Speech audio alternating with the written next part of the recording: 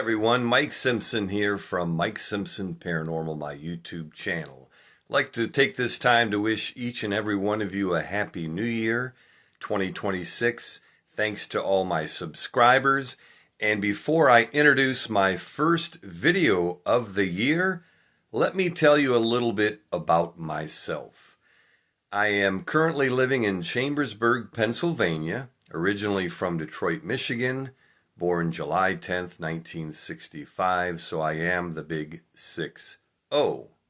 Very excited in my 16th year of investigating. I want you to see over my shoulder there's three different, I guess they're heads of cattle. And that middle one, not once but twice, but three times, has fallen off the wall for no apparent reason. So if it does fall off while we're talking, at least I have shared the story about it. So how did I get into the paranormal?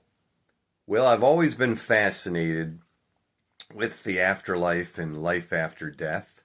I was working at a manufacturing company in Columbus, Ohio, and the lady that was in charge of quality control said, "Hey, there's a gentleman, his name's Robert. He has a paranormal team. If you'd like, I could tell him you're interested in possibly going out with them on an investigation." So to fast forward the story, I ended up going to the Sadamsville Rectory in Cincinnati, Ohio. Had a great time with Pat and Robert. Greater Ohio Spirit Trackers is the name of their team, and they're still going strong as I speak now. So we went there. It was on a hot, sunny day in August. So as we're driving down to Sadamsville, which, as I said, was in Cincinnati, Ohio, the skies got dark.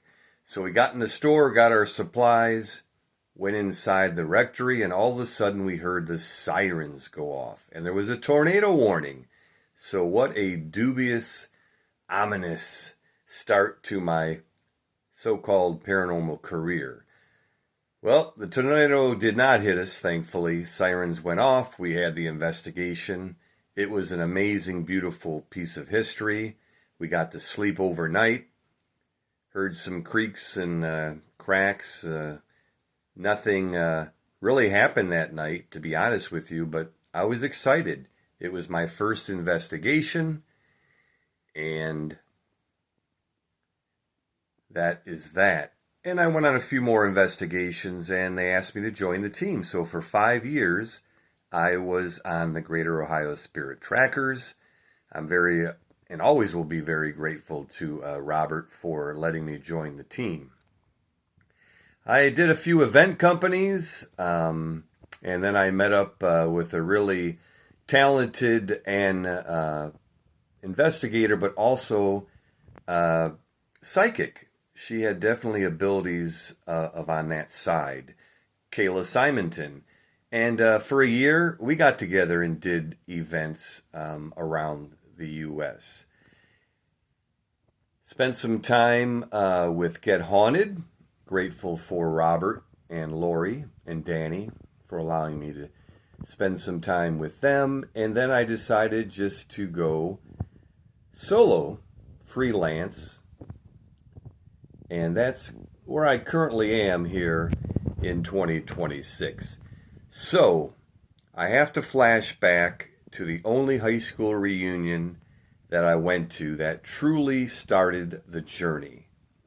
Back in 2013, it was my 30-year high school anniversary. I went to Fraser High School, go Ramblers, and I went home to visit friends and spend some time with my mom. And as we were spending time together, she said, "Mike, do you want to go to the old Farmbrook house?" And I said, "Okay." So the Farmbrook house was down an old dirt, stony road. We got in front of the house. She said, "Well, there's somebody currently living in there, so we can't go in the house." So I'm going to flash back to a story of 1982. My mom and dad got divorced. My dad moved out to Colorado for a while. And then my sister, 6 years younger, Rhonda, and I moved in with my mom and her boyfriend, Mike. The old Farmbrook house was a very eerie house. And so many different things happened in this house.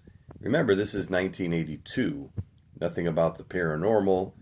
Some people may have known about the legendary Ed and Lorraine Warren and all the things that they were doing in the field, but you really didn't talk about spirits, ghosts, or the paranormal.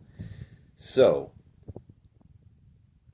we flash back to now, as I said, 1982. I'm 17, I'm in my room, it's wintertime, the windows are shut, the heat's on, always slept with my door shut and my closet door shut. So as I'm laying there trying to go to sleep, all of a sudden it got so cold in my room, I thought I was going to see my breath. Didn't know what the heck was going on. So I put the covers over my head and I didn't dare get out of that bed till the next morning, so nothing else happened. So flashing back to 2013, I said, Mom, what was it about that house that made my sister Rhonda and me so uncomfortable? She said, well, when her and her boyfriend Mike were doing a walkthrough on the house, in Omaha, Michigan, it's a law where the realtor had to disclose any information about the house that was very important, including somebody in the house, a woman, for whatever reason, took her life in the house. She committed suicide. She hung herself. And where do you think she hung herself? Yes, my bedroom. So that was the presence I was feeling in 1982, a woman that sadly took her life, and she thought she could communicate with me. And at that time, I knew nothing about any abilities that I may have and had no way to communicate with her. So as the story moves on, a few years later, I guess my sister Rhonda tells me that she wanted to move in my room. I went to the Navy, and she said the room was bigger. So she went into my old room one day, and something startled her, something scared her, that she decided that she was never going to go back in the room, and she definitely wasn't going to move into that room. So that's how the journey started. And now here we are, 2026. Excited for a big year. A lot of investigations, a lot of things I want to get on the YouTube channel, but also things that I want to do in the personal life, including doing events with my friend James Wyrick and my friend Cisco and her son Tony, moving from New Jersey to Gettysburg. So we've got a lot of great things in store and planned, so stay tuned. You can go on my Facebook page, Mike Simpson. We'll get even more information. But I want to focus on more videos and more things for you to see on Mike Simpson Paranormal, my YouTube channel in 2026.